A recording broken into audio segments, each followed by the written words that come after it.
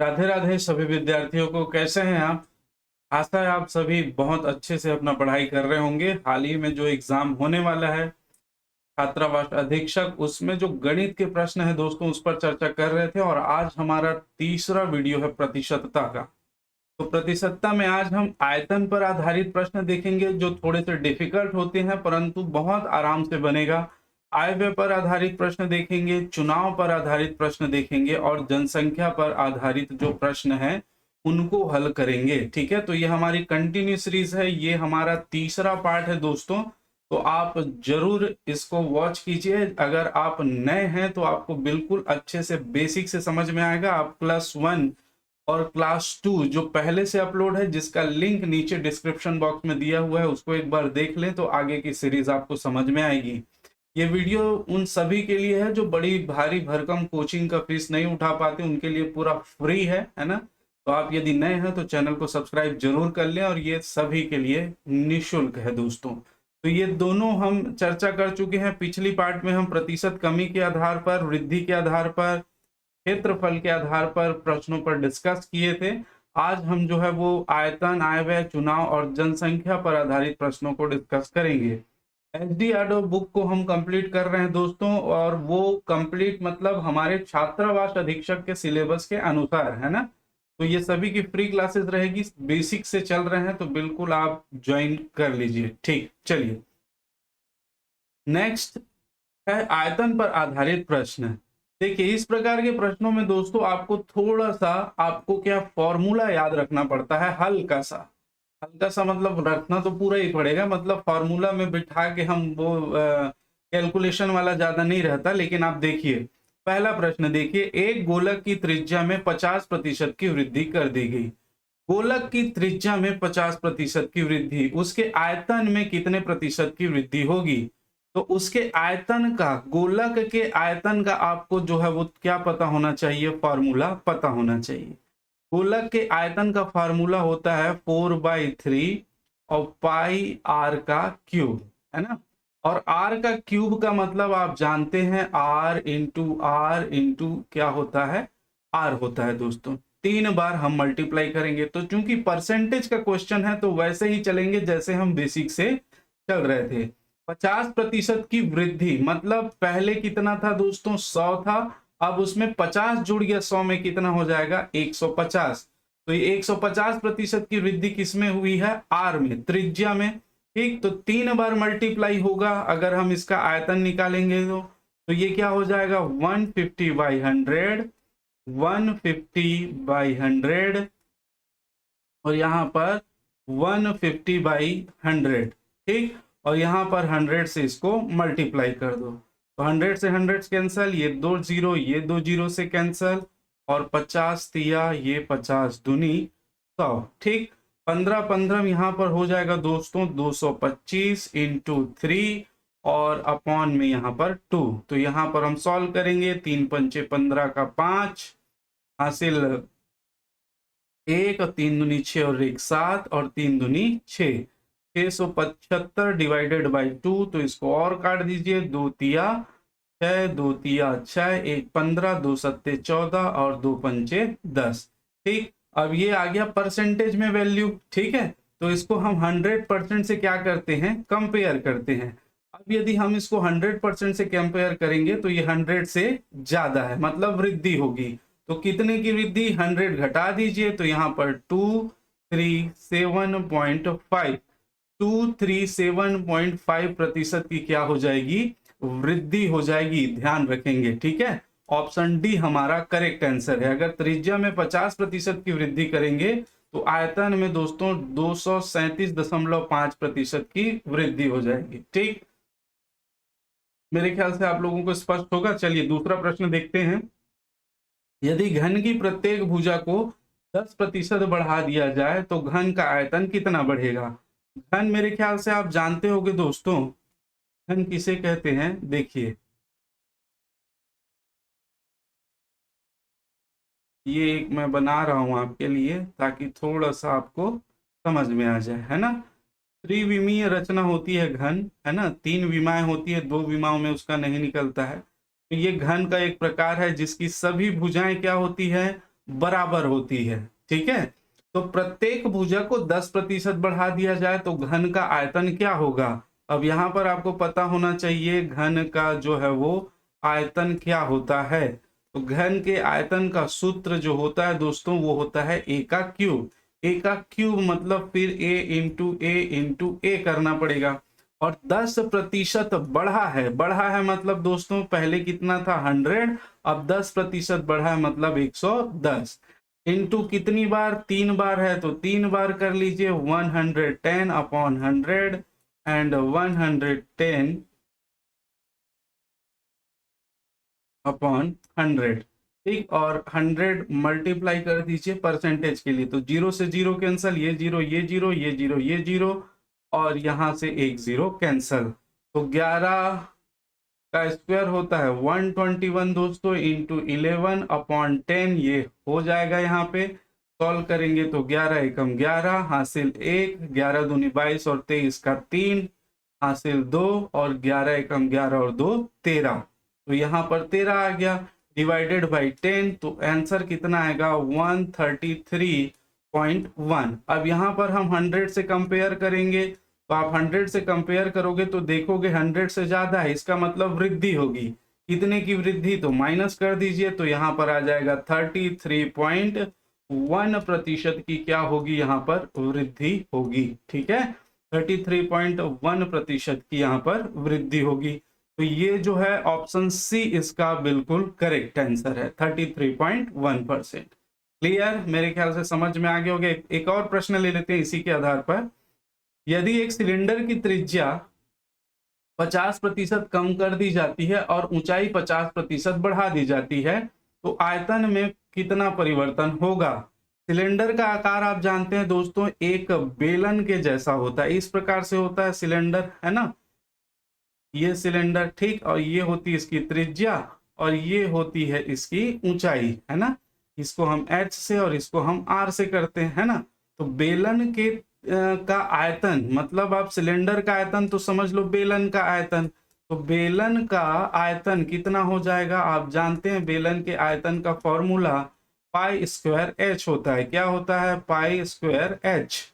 ठीक है, तो यहां पर r 2 बार है, h 1 बार है, सभी का मल्टीप्लाई होगा r इंटू एच। ठीक, अब यहां पर देखिए त्रिज्या में 50% कम कर दिया गया, तो पहले 100 था दोस्तों, अब इसमें 50% कम करेंगे कितना हो जाएगा 50। ठीक, अब यहाँ पर ऊंचाई की बात करें तो ऊंचाई में 50% बढ़ा दिया गया, मतलब पहले 100 था 50 बढ़ा दिया गया तो कितना हो जाएगा 150। अब इसके अनुसार इसको सॉल्व करेंगे तो त्रिज्या कितनी बार है 2 बार है, तो 50 अपॉन 100 मल्टीप्लाई कर देंगे 50 अपॉन 100 और मल्टीप्लाई कर देंगे एच। तो एच में 50% बढ़ा है कि घटा है, विशेष रूप से आपको ध्यान रखना पड़ेगा। तो 150 बटे यहाँ पर 100 और परसेंटेज के लिए 100, तो 100 से 100 कैंसल, यहाँ पर 2 जीरो से ये 2 जीरो कैंसल और यहाँ पर 50 एकम 50, 50 दूनी 100, ये वाला कैंसल।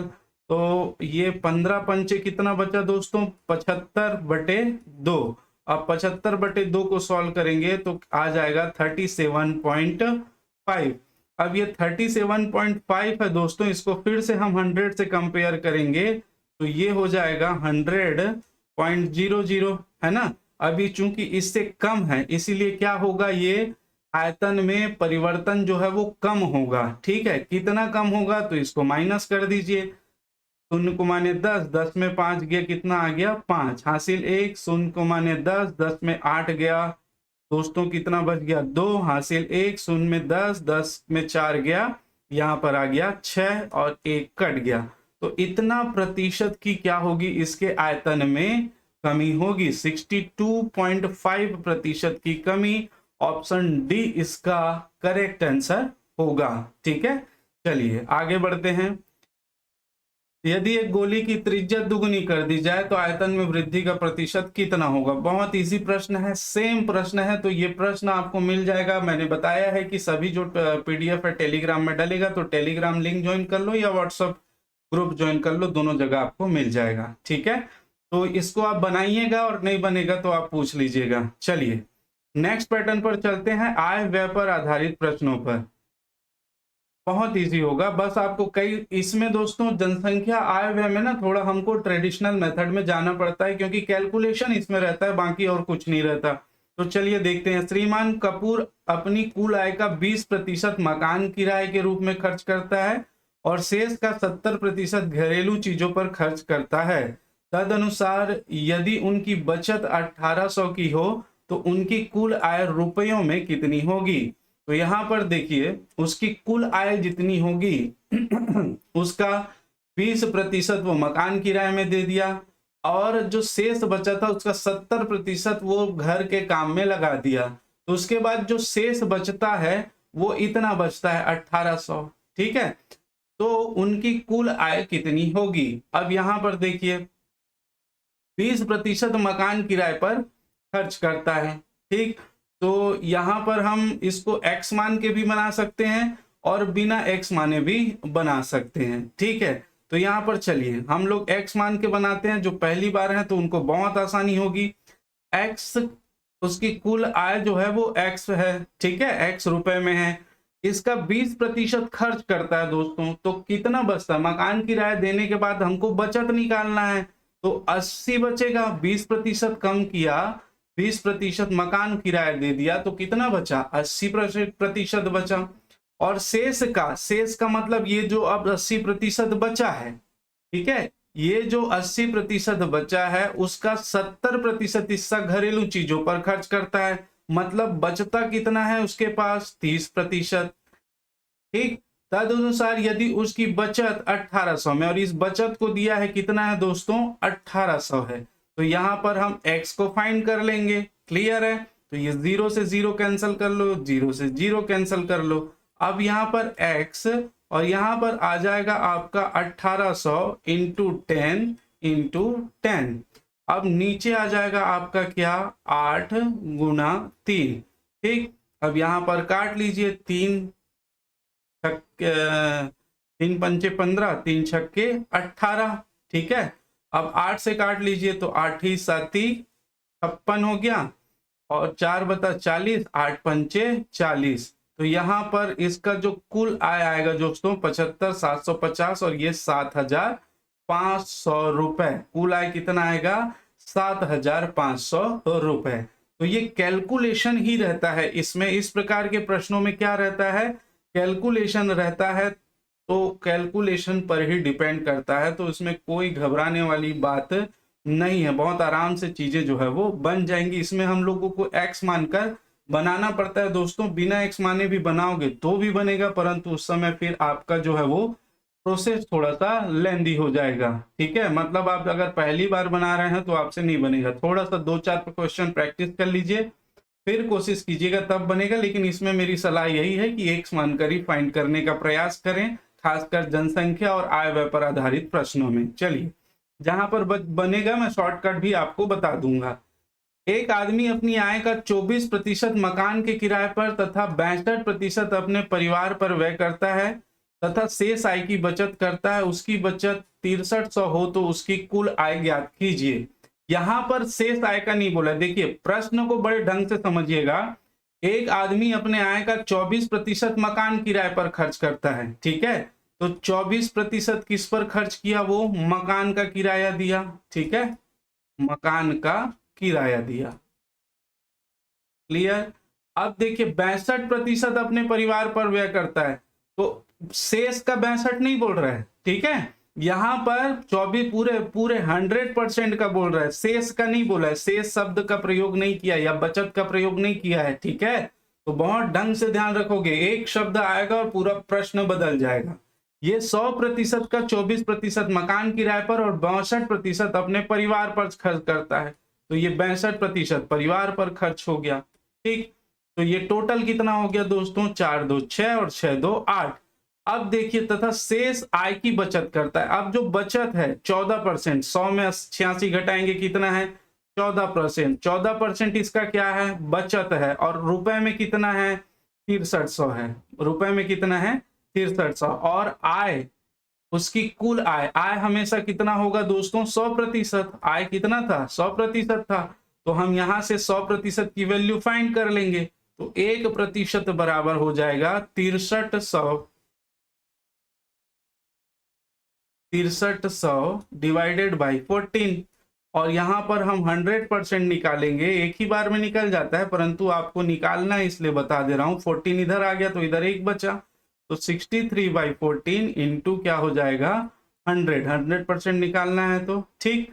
अब यहाँ पर इसको काट लो तो ये 7 दूनी 14 और ये 7 नियम क्या हो गया 63। ठीक, अब ये इसको काट लो तो बचेगा 450 और ये 450 में 100 मल्टीप्लाई करेंगे तो कितना बच जाएगा दोस्तों 45,000। तो इसकी कुल आय जो कितनी है 45,000 है। ऑप्शन सी इसका करेक्ट आंसर होगा। मैंने पहले ही बताया ये सब केवल कैलकुलेशन रहता है, लेकिन प्रश्न पूछ लिया जाता है।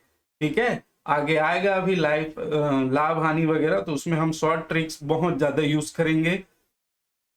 इसमें आपको जो बेसिक जानकारी है परसेंट का, उसको ही अगर ध्यान रखेंगे तो भी बन जाएगा। देखिए 100 में अगर 24 और 62 निकाल देंगे तो 14 बजेगा। इस प्रकार से आप निकाल कर इसको बना सकते हैं। चलिए, राम का व्यय और बचत 3:2 के अनुपात में है, तो उसकी आय में 10% की वृद्धि होती है और उसका व्यय भी बढ़ जाता है और बढ़कर 12% बढ़ जाता है। उसकी बचत में कितनी वृद्धि होगी। देखिए, ये जो बेसिक नहीं जानते अनुपात समानुपात का, तो उनसे थोड़ा सा दिक्कत हो जाता है। ठीक, लेकिन मैं मान कर चल रहा हूं आपको थोड़ा सा अनुपात के बारे में पता है। ठीक है, खैर ये अनुपात अगर पढ़ेंगे उसके बाद भी सॉल्व करोगे तो भी ये सॉल्व हो जाएगा। ठीक, तो इसका 3:2 के अनुपात में है। राम का व्यय कितना है, व्यय है 3 और बचत है 2। अब ये अनुपात में मैं दोनों पक्षों में बराबर मल्टीप्लाई कर सकता हूं, ये नियम आपको शायद पता होगा। तो इसमें मैं 100 का मल्टीप्लाई कर दूंगा और इसमें भी 100 का मल्टीप्लाई कर दूंगा। ठीक है, तो यहाँ पर ये इसका व्यय कितना हो जाएगा, 100 का मल्टीप्लाई क्यों कर रहा हूं, क्योंकि आपको कैलकुलेशन में आसानी होगी। ठीक है, तो यहाँ पर आप 10 का भी कर सकते हैं, 200 का भी कर सकते हैं, 400 का भी, जिसमें आपको सहूलियत हो। और ये हो गया आपका 200। ठीक, तो इसका ये व्यय है, ये खर्च है और ये बचत है। व्यय है मतलब खर्च किया। अब भाई 100 रुपए में उसने 40 रुपए खर्च किया तो 60 रुपए बचा, तो उसका कुल आय कितना होगा 40 + 60 100 रुपए ही होगा ना। तो ये खर्च है और ये बचत है, दोनों को मिला देंगे तो उसकी कुल आय कितनी है दोस्तों 500 है। ठीक, अब क्या बोल रहा है, उसकी आय में 10% की वृद्धि कर दो।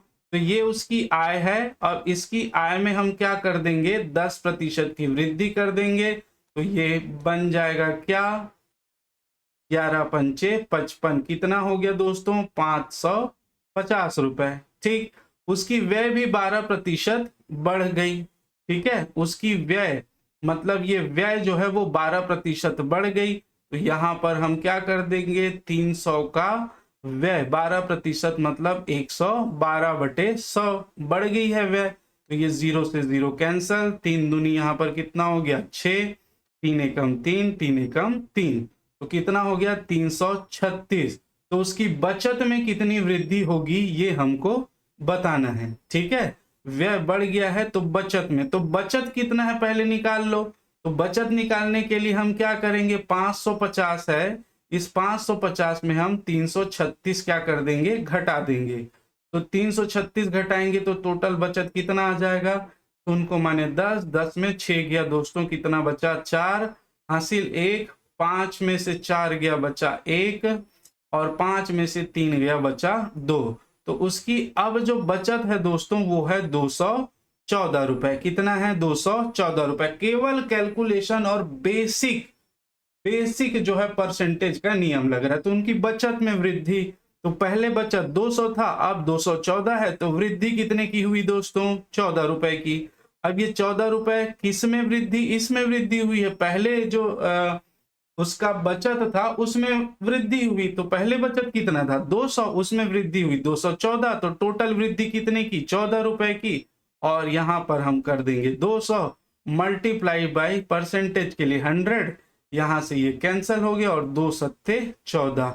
तो यहां पर कितना जो है उसका वो बढ़ा है 7% वृद्धि हुई है उसके बचत में। ठीक है, कितनी वृद्धि हुई है? 7% वृद्धि हुई है। बहुत ढंग से और बहुत आराम से इन प्रश्नों को आप सॉल्व करेंगे। ठीक, चलिए आगे चलते हैं। क्वेश्चन नंबर 4, अरविंद अपनी आय का 75% खर्च करता है और शेष बचा लेता है। उसकी आय में 20% वृद्धि हो जाने पर वह अपने खर्च में 10% की वृद्धि करता है। तदनुसार उनकी बचत में कितने प्रतिशत की वृद्धि होगी? तो बहुत आसान है, बहुत आसान है, इसको आप बनाएंगे। ठीक है, इसको आप बना लीजिएगा दोस्तों। ठीक, नहीं बनेगा तो आप भेज दीजिएगा, एकदम आराम से बेसिक नियम से बन जाएगा। ठीक, चलिए नेक्स्ट देखते हैं। ए अपने मासिक वेतन का 20% बचाता है। यदि उसका मासिक व्यय 6000 है तो उसकी मासिक बचत क्या होगी? बहुत इजी प्रश्न है, तो इसे भी आप बनाइएगा। सेम बेसिक मेथड से ही बनेगा, बहुत आराम से बनेगा दोस्तों। कुछ नहीं करना है, आपको दिख रहा है प्रश्न। ठीक है, कुछ नहीं करना है। तो यहाँ पर नेक्स्ट क्वेश्चन की ओर चलते हैं। 2500 लोगों में से केवल 60% में बचत करने की आदत पाई गई।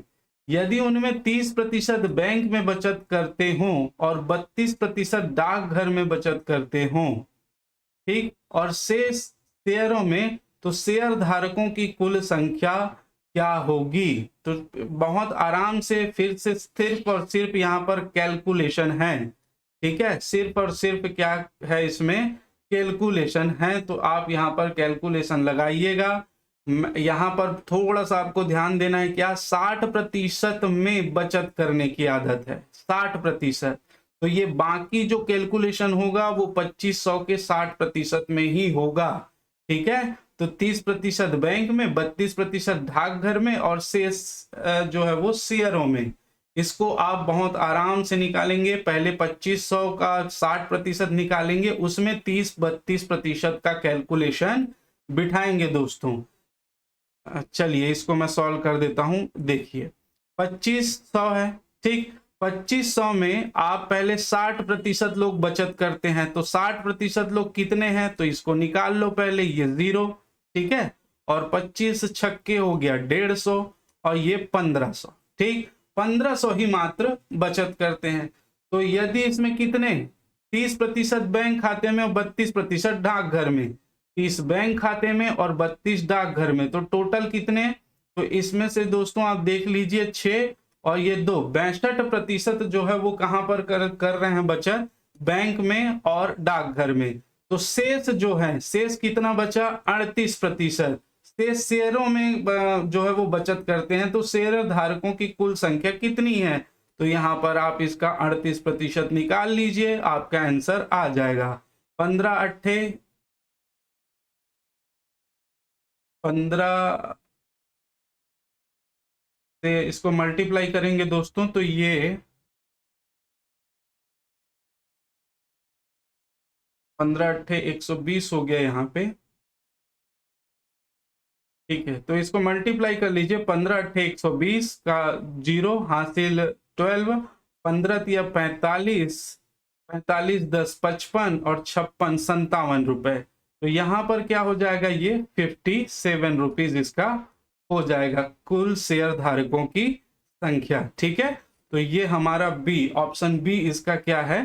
करेक्ट आंसर है। ठीक, कितना? 570 लोग जो है वो शेयर धारक है। ठीक है, चलिए अब नेक्स्ट क्वेश्चन देखते हैं। एक आदमी ने अपनी पूंजी का, ये भी सेम है दोस्तों, कैलकुलेशन बेस्ड क्वेश्चन है।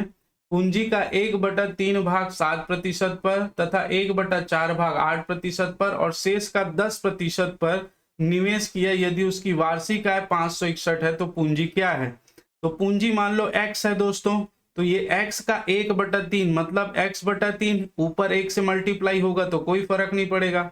कितने प्रतिशत पर? 7% पर इन्वेस्ट करता है, मतलब 7% कमाता है। दूसरा जो है वो x का 1/4, कुल पूंजी का 1/4 भाग मतलब x/4 भाग कितने प्रतिशत पर? 8% पर इन्वेस्ट करता है। और शेष, अब शेष आपको निकालना पड़ेगा, तो बहुत इजी है। 1/3 प्लस 1/4 कितना होगा? 4 से इधर मल्टीप्लाई कर दो, 3 से इधर, तो ऊपर आ गया 7 और नीचे आ गया 12। 4 ये निकालने मेरे ख्याल से आता होगा, एलसीएम है ना। तो यहाँ पर बचत कितना है, 7/12 माइनस करेंगे आ जाएगा आपका 5/12 दोस्तों, 5/12। अगर ये कैलकुलेशन समझ नहीं आया होगा तो भी बताइएगा, समझा देंगे। एलसीएम ये बहुत बचपन से हम लोग किए हुए हैं दोस्तों, और मेरे ख्याल से आप लोग भी किए होंगे, तो ये आराम से निकल जाएगा। नहीं तो संख्या पद्धति जब पढ़ेंगे तो उसमें इसमें बहुत अच्छे से क्लियर होगा। तो 5/12, तो 5/12 मतलब 5x का है, तो 5x/12 कितने प्रतिशत पर इन्वेस्ट किए, 10% पर, ठीक है। और उसकी कुल जो आय है वो 561 है। अब देखिए यहाँ पर क्या हो जाएगा, तो सब में x है और सब में नीचे 100 है, तो x/100 को आप बाहर निकाल लीजिए, है ना। और अंदर क्या बचा, तो अंदर बचा 7 बटे, यहाँ पर बचा है दोस्तों 3, 7/3 प्लस यहाँ पर बचा है 4 एकम 4, 4 दूनी 8 काट दो, तो यहाँ पर बचा है 2/1, और यहाँ पर बचा है आपका ये 100 तो निकल गया, x निकल गया, तो 2 छक्के 12 और 2 पंचे 10, तो 5 पंचे 25, तो यहाँ पर 25 बटा कितना बचा 6, और इधर बचा आपका 561, तो 100 को इधर ले आएंगे अब नेक्स्ट हम कॉलम में। तो यहाँ पर देखिए x, यहाँ पर एलसीएम सबका 6 आएगा, यहाँ पर हमको 2 से मल्टीप्लाई करना पड़ेगा, यहाँ पर 6 से, यहाँ पर भी 2 से, और यहाँ पर भी 6 से, ठीक। तो यहाँ पर कितना आ गया, 7 दूनी 14, और यहाँ पर 3 दूनी 6, यहाँ पर भी 2 छक्के 12 और 3 6 कम 6, और यहाँ पर 25, तो टोटल कितना हो जाएगा दोस्तों, ये टोटल हो जाएगा, आप इधर 100 को पहले ले आते हैं हम लोग, तो इधर 561 इंटू क्या हो गया ये 100, ठीक। अब इसको आप इधर ले आएंगे, देखिए मैंने बताया केवल कैलकुलेशन है, अगर सिंपल कैलकुलेशन भी आता है तो ये बन जाएगा, और इस प्रकार के प्रश्न पूछे जाते हैं। तो 12 और 14 कितना, 26 और 25 51, तो यहाँ पर आ जाएगा ये 51/6, है ना, ये आएगा आपका 51/6। अब इसको हम इधर पक्षांतर कर देंगे, इसको इधर ले आएंगे, तो ये देखिए 561 मल्टीप्लाई बाई 100। अब x का वैल्यू निकालना है तो आप निकाल लीजिए, x इज इक्वल टू यहाँ पर 561 इंटू 100। अब ये इधर आएगा तो 6 ऊपर आ जाएगा, और ये नीचे आ जाएगा 51, और यहाँ पर 51 कट रहा है, 51 का एक बार और 51 फिर बचा 2 बार, मतलब ये 11, ठीक। अब यहाँ पर इसको जोड़ देंगे, मल्टीप्लाई कर देंगे, 11 छक्के 66, तो यहाँ पर आ जाएगा x की वैल्यू 6600। तो कुल पूंजी कितनी है दोस्तों, ऑप्शन सी इसका करेक्ट आंसर है, 6600 है। कुल पूंजी कितनी है, 6600 है। तो मेरे ख्याल से अब ये आप आराम से बना लेंगे, और जो दिया गया है बनाने उसे तो आप जरूर बनाइए। नेक्स्ट हम बात करें चुनाव पर आधारित प्रश्न, ये भी बहुत इजी होते हैं। जैसे देखिए, एक चुनाव में 2 उम्मीदवारों ने भाग लिया, उनमें एक को 60% मत मिले और वह 1600 मतों से जीत गया, ठीक है। तो एक चुनाव में टोटल उम्मीदवार टोटल जो मत थे वो कितने थे दोस्तों, 60%। 2 उम्मीदवारों ने भाग लिया, एक उम्मीदवार एक है और एक उम्मीदवार बी है, उनमें से एक को 60% मत मिला है, ठीक। तो दूसरे को कितना मिला है, 40% मत मिला है। वह बोल रहा है कि वह 1600 मतों से जीत गया, तदनुसार डाले गए कुल मतों की संख्या कितनी है। देखिए 1600 मतों से, ये कितने मत ज्यादा है दोस्तों, यहां पर देखेंगे डिफरेंस, तो 20% मत ज्यादा है। तो कितने मत से जीता है, 20% ज्यादा मत से ए जीता है, और 20% ज्यादा मत कितना है दोस्तों, मतों की संख्या में 1600 है। बहुत ढंग से समझेंगे, ठीक है।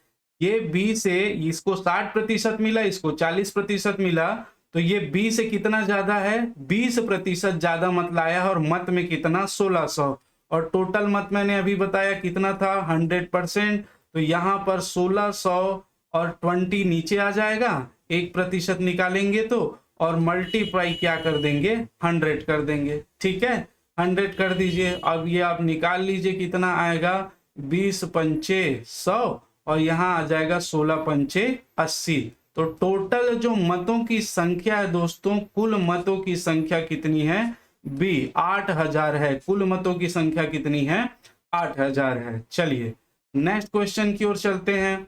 एक विधानसभा के चुनाव में एक उम्मीदवार को कुल वैध मतों का 55% मत मिला। इसका वैध मतों का, ठीक, उसमें मतों के 2% मत अवैध घोषित कर दिए गए। ठीक है, उसमें 2% मत जो है वो अवैध घोषित कर दिए गए थे। तदनुसार यदि कुल मतदाताओं की संख्या 1,04,000 रही तो उस उम्मीदवार के पक्ष में कुल कितने वैध मत पड़े हैं। बहुत ढंग से आपको सिर्फ प्रश्न को पढ़ना है, बाकी प्रश्न आराम से बन जाएगा। चुनाव में एक उम्मीदवार को कुल वैध मतों का 55% मिला, उसमें मतों के 2% मत जो है वो अवैध घोषित कर दिए गए थे। टोटल मतदाताओं की संख्या थी इतनी, तो यहाँ पर टोटल मतदाताओं की संख्या दी हुई है तो फिर कोई दिक्कत ही नहीं है। 2% मत अवैध थे, मतलब 98% मत जो है वो वैध थे, और उसमें वैध मतों का उसको कितना मिला है दोस्तों, 55%। तो उम्मीदवार के पक्ष में कुल कितने वैध मत पड़े, यही हमको निकालना है। तो कितना निकालना है इसका, वैध मत का 55%।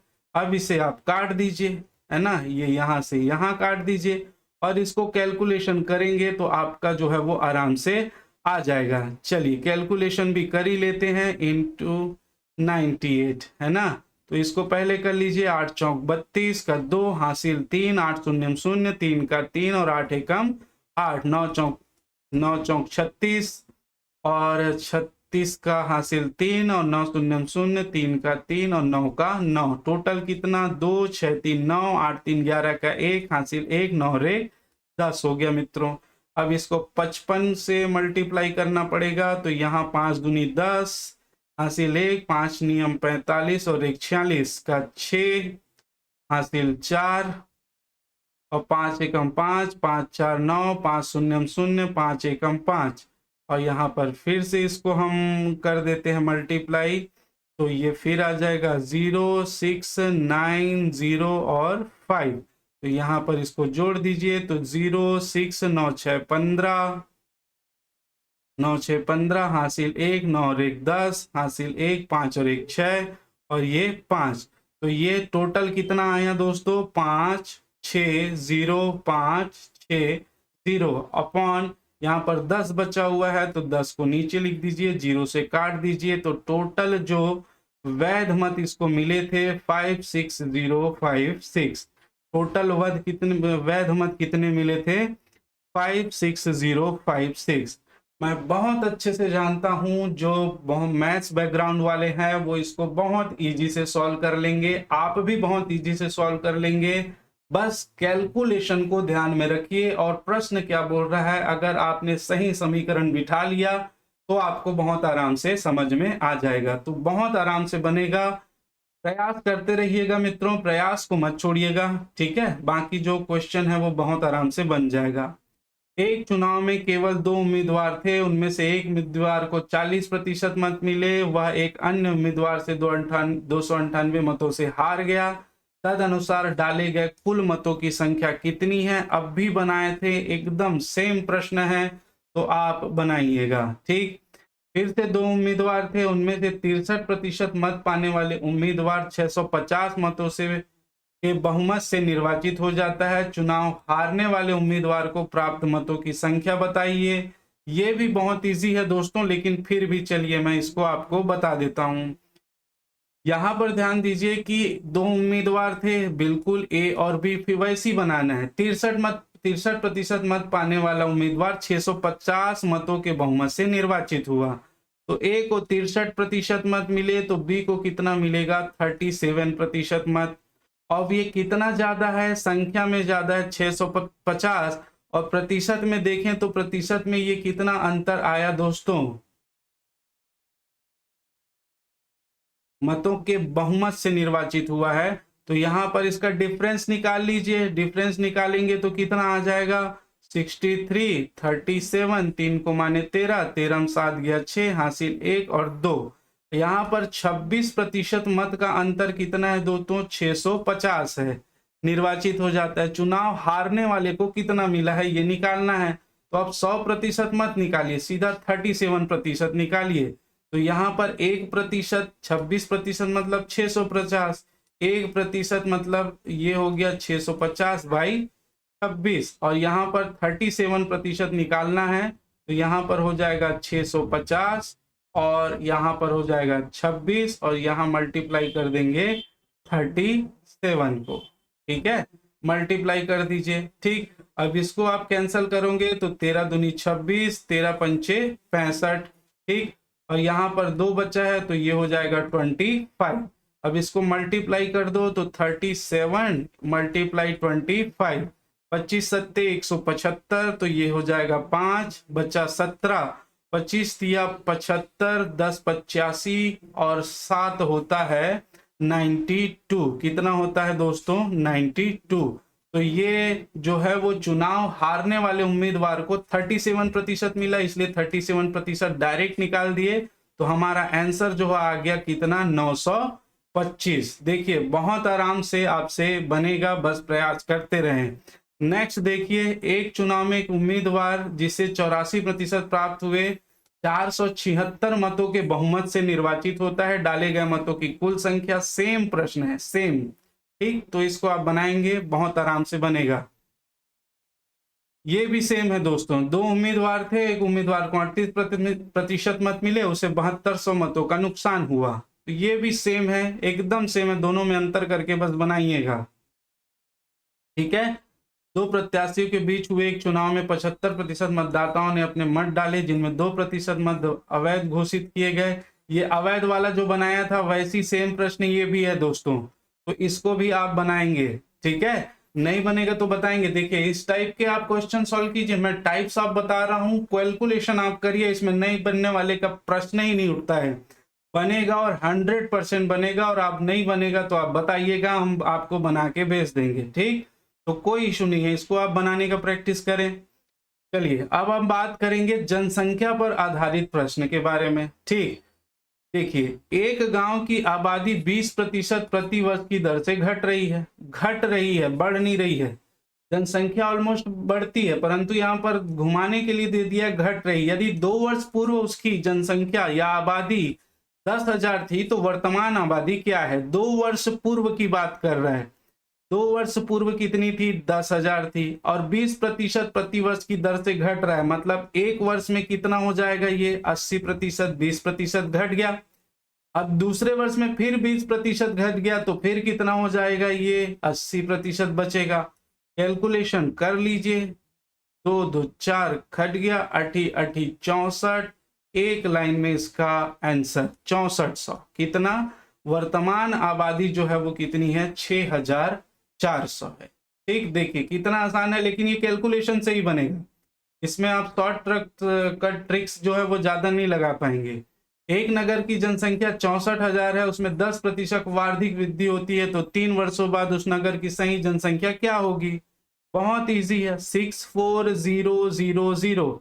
10% वार्षिक बढ़ रहा है, मतलब पहले 10 था, अब 110 हो गया। 100 था, अब 110%। एक वर्ष बढ़ा, दूसरे वर्ष भी बढ़ा 110%, तीसरे वर्ष भी उस नगर की जनसंख्या बढ़ी 110%।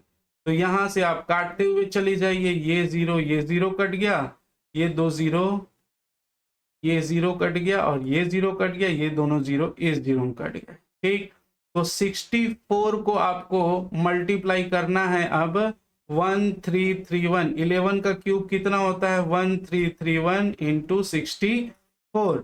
अब इसको मल्टीप्लाई करो तो 4 एकम 4, 4 तिया 12, 2 हासिल 1, 4 तिया 12 और 1 13 का 3 हासिल 1, 4 एकम 4 और 1 5 हो गया। 6 से 6 एकम 6, 6 त्रिक 18, 1 बचा, 6 त्रिक 18, 1 19, 1 बचा, 6 एकम 6 और 1 7।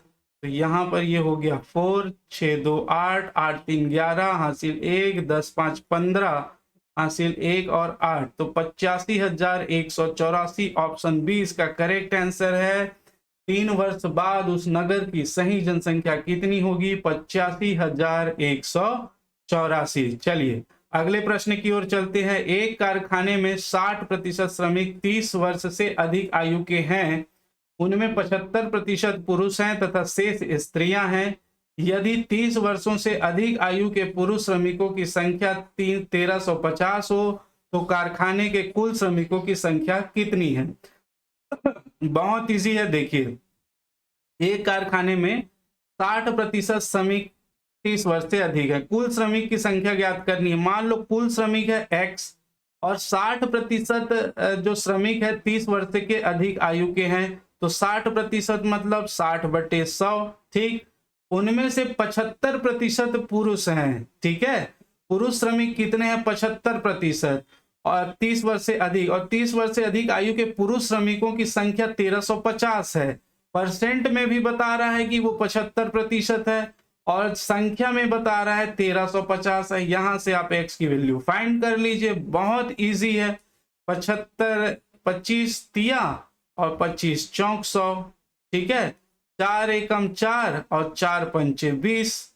ठीक, अब इसको कैलकुलेट कर लें तो x को इधर रखिए, 1350 यहीं पर रहेगा, इधर आ जाएगा आपका 100, नीचे आ जाएगा 15 तिया 45।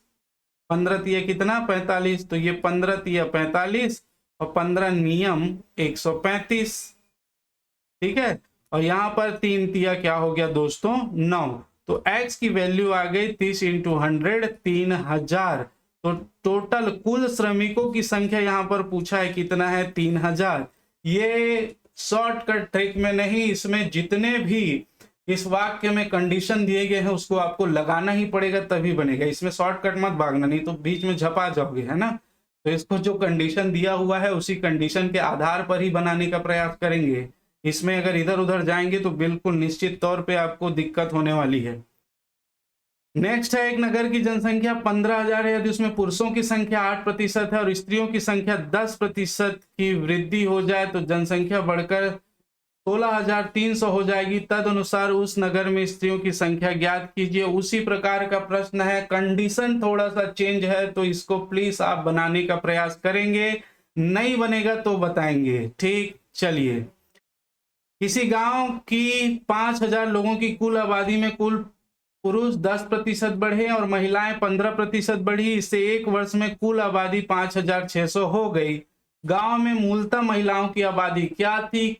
वही पिछला ही क्वेश्चन है, केवल कंडीशन चेंज है। देखिए मैं इसको जल्दी से बना देता हूं, केवल कैलकुलेशन है दोस्तों। देखिए क्या पूछ रहा है? मूलतः महिलाओं की आबादी कितनी थी। ठीक, मान लो पुरुष की आबादी है x, तो महिलाओं की आबादी कितनी है दोस्तों? तो महिलाओं की आबादी है 5,000 माइनस x। ठीक, अब कंडीशन को लगा दीजिए। तो कंडीशन लगाएंगे तो क्या बनेगा? कुल आबादी, पुरुष आबादी में पुरुष 10% बढ़े, तो पुरुष में 10% मतलब यहां पर क्या हो जाएगा? x मल्टीप्लाई x पुरुषों की संख्या है तो 110 बटे कितना हो गया दोस्तों? ये हो गया 100 बढ़ा। ठीक, और क्या बोल रहा है? महिलाएं 15% बढ़ी, प्लस महिलाओं की संख्या कितनी? 5,000 माइनस x इंटू कितना बढ़ा? 115 बटे 100। टोटल आबादी कितनी हो गई है? 5,600। कैलकुलेट बस करना है और कुछ नहीं करना है। ठीक है, तो यहां सबसे पहले हम 100 को बाहर निकाल लिए तो यहां पर बच गया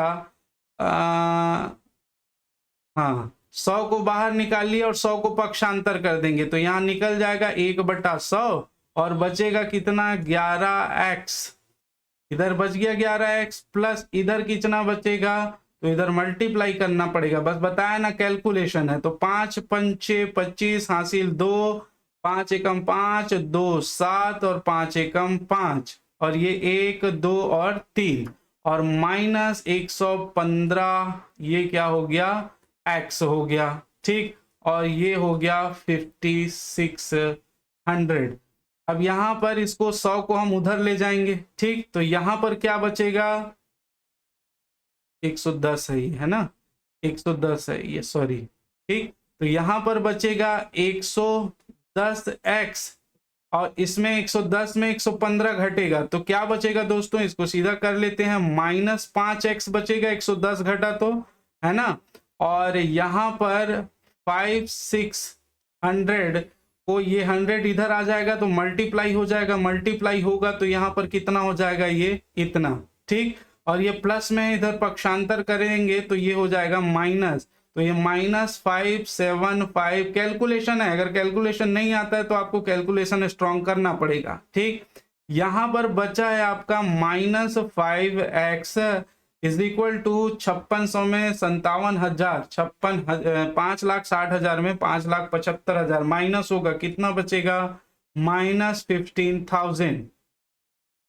ठीक है, कितना बचेगा -15,000। अब ये माइनस माइनस प्लस हो जाएगा, x 5 एकम 5 और 5 दिया 15, तो x की वैल्यू आ जाएगी दोस्तों कितना 3,000। और ज्ञात करना है क्या, गांव में मूलतः महिलाओं की आबादी ज्ञात करनी है। ठीक है, तो ये पुरुष की आबादी थी और ये महिला माने थे इसको, तो महिला की आबादी कितनी हो जाएगी 5,000 और ये माइनस 3,000 कर दो तो ये आंसर आ जाएगा कितना 2,000। तो ये 2,000 महिलाओं की आबादी थी। ऑप्शन सी इसका करेक्ट आंसर होगा। ठीक, मेरे ख्याल से समझ में आ गया होगा, केवल कैलकुलेशन है और कुछ भी नहीं है, आप आराम से बनाइएगा। ठीक, एक गांव में 30% लोग शिक्षित हैं, यदि गांव की कुल जनसंख्या 6,600 है तो उसमें अशिक्षित लोगों की संख्या बताए। बहुत इजी है, आराम से बनेगा। ठीक, तो ये था दोस्तों आज का सेशन।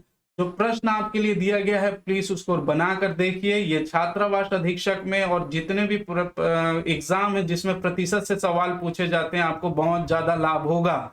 ठीक, और दोस्तों वीडियो पसंद आया हो तो प्लीज इसको शेयर कर दीजिएगा ताकि दूरस्थ अंचलों में बैठे भाई बहनों तक ये चीजें पहुंच जाए। आप सभी का वीडियो देखने के लिए बहुत बहुत धन्यवाद। जय हिंद, जय भारत।